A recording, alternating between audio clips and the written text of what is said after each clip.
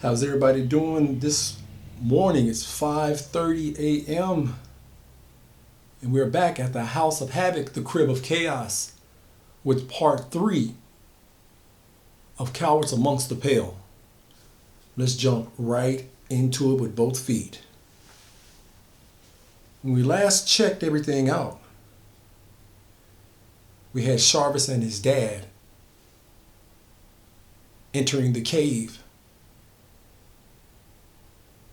to track down the remaining mosquito vampiric hybrids.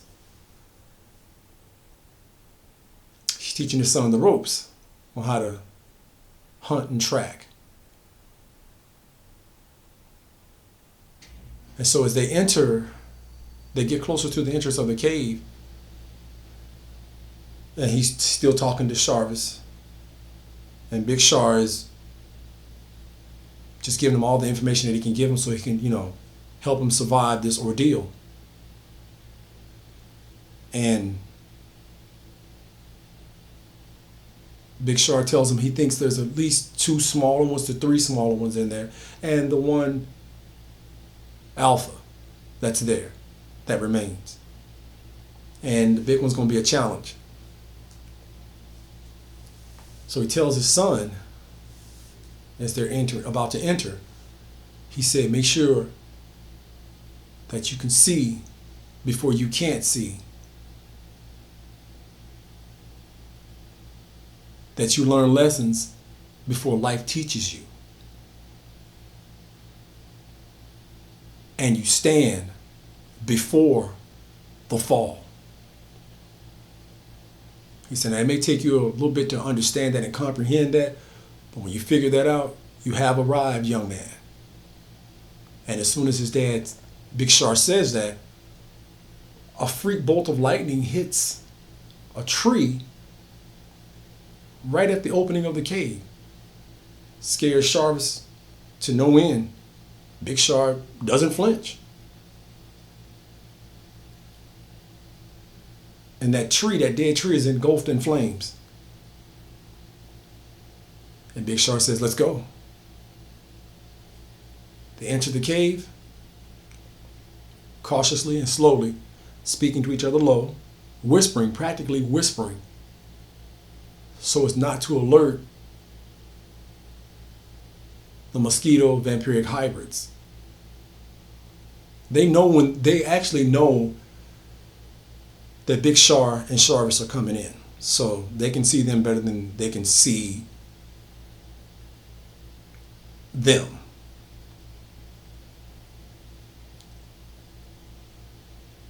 And Big Shar is surveying the landscape, and they both have their headlamps on. And Big Shar looks at the ceiling, and as soon as he does, they're about 150 feet inside of the cave at this point. And bats just come flying out. Sharvis takes a knee, and he's covering his head. Big Shar, again, doesn't even flinch. One bat almost flies into his face, and he just cuts the bat in half.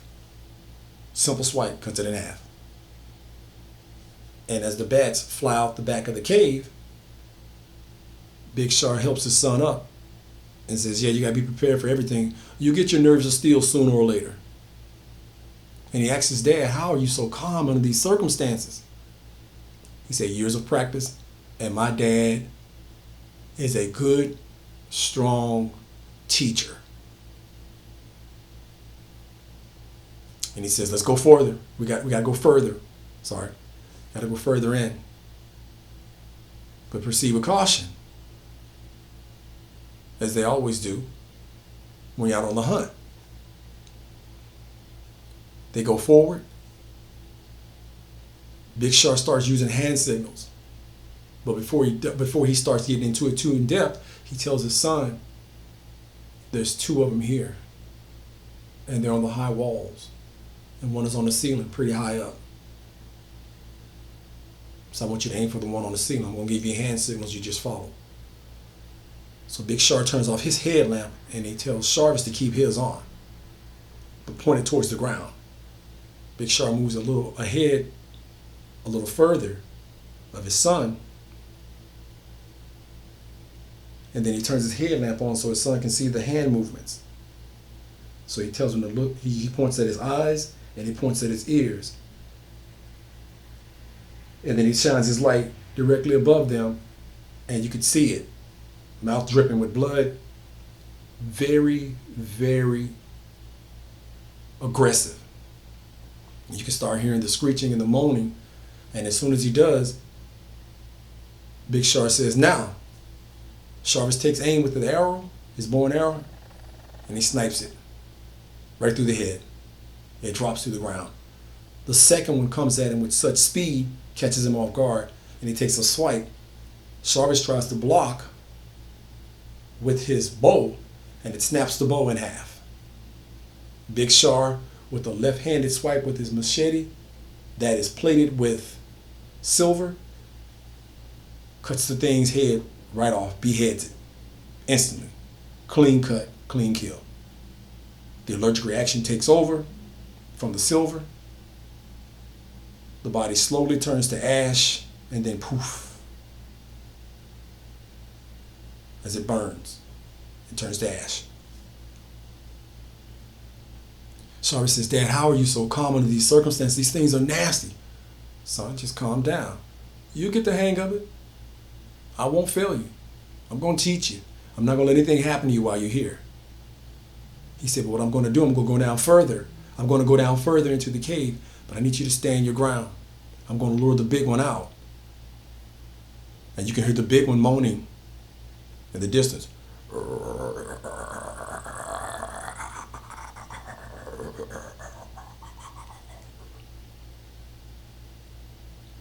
And Sharvis says, Dad, please be careful. And Big Shar says, I am always careful. And then he can slowly see his dad going off into the darkness. And then he points to the right with his arm and lets him know to look over to the edge. And on the edge, the side of the cave, there's a drop. Can't really see how far the drop is, and he doesn't try to test to see how far the drop is. He just looks and he sees it and he comes back to the original spot. Next thing you know, here's a scuffle. And it's his dad saying, oh, ha! And they're fighting. You can hear the creature. And they're fighting viciously. So he can see his dad dragging, and they're rolling on the ground, dragging and rolling each other on the ground, trying to get on top and trying to establish the best position to kill the other. And the hybrid vampiric mosquito creature, it's a little bigger than his dad. So it's on top of his dad, and it's trying to use its mouth with the extended pincher to try to impale Big Shar. And Big Shar is dodging with his head left to right, and he's not saying anything. So Big Shar had already given Sharvis a new weapon to replace the bow that he just lost.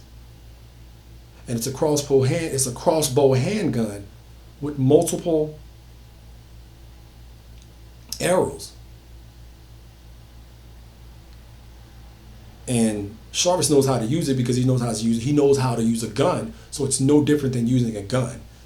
Only thing, when he hits the switch, the bow, a miniature bow, flies out, and it's loading.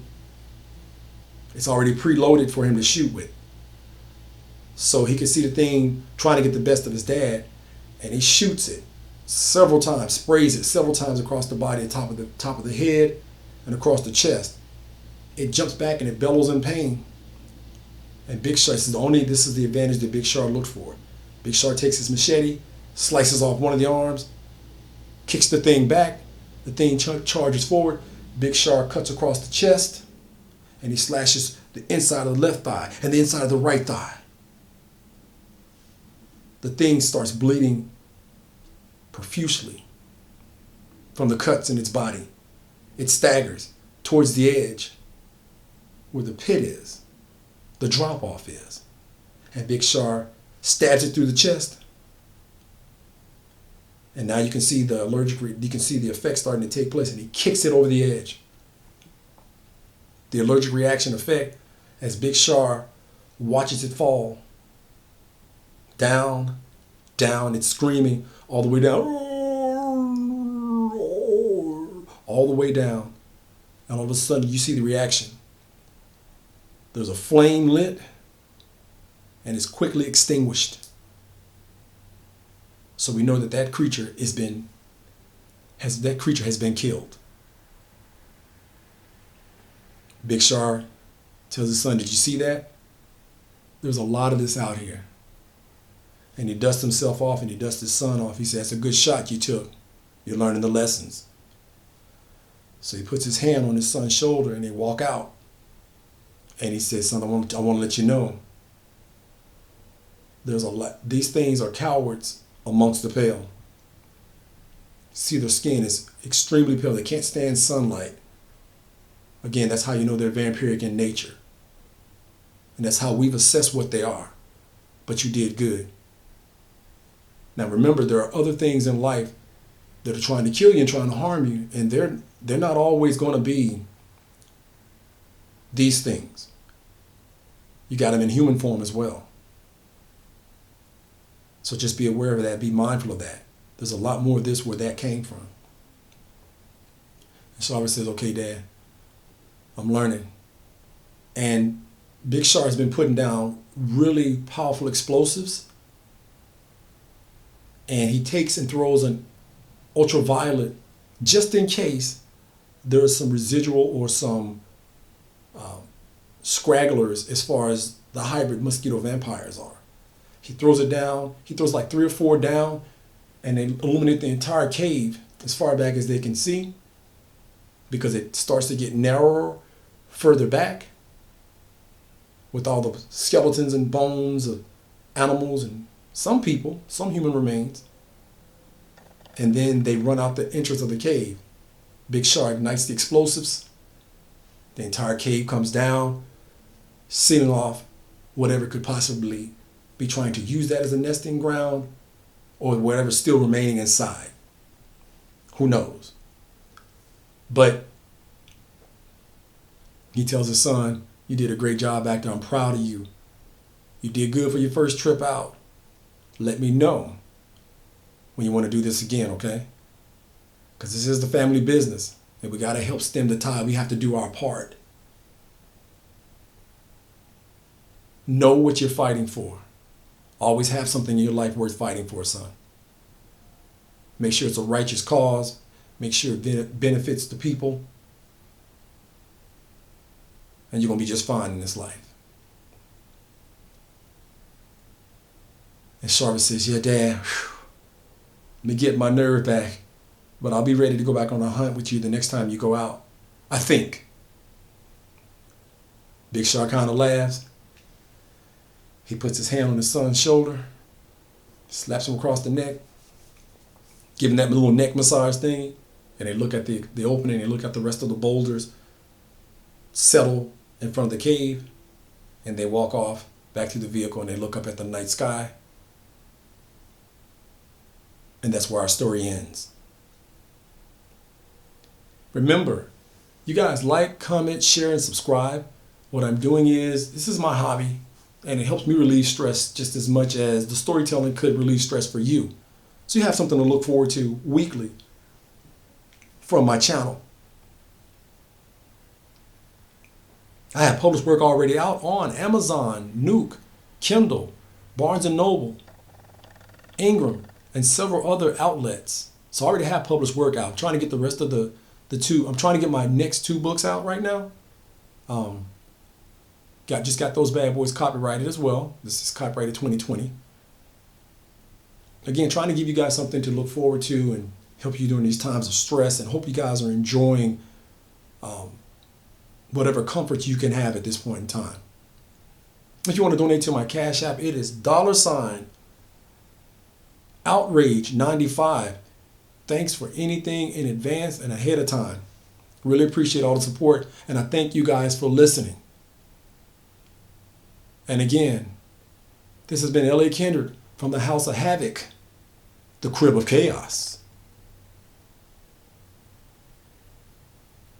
Check the dark recesses of your home. Check under your beds. Check the closets. And if you happen to work at night, check your surroundings before and after you get off. Don't be lazy. Check under your car. Because you never know who or what's lurking in the dark, waiting to make you a story.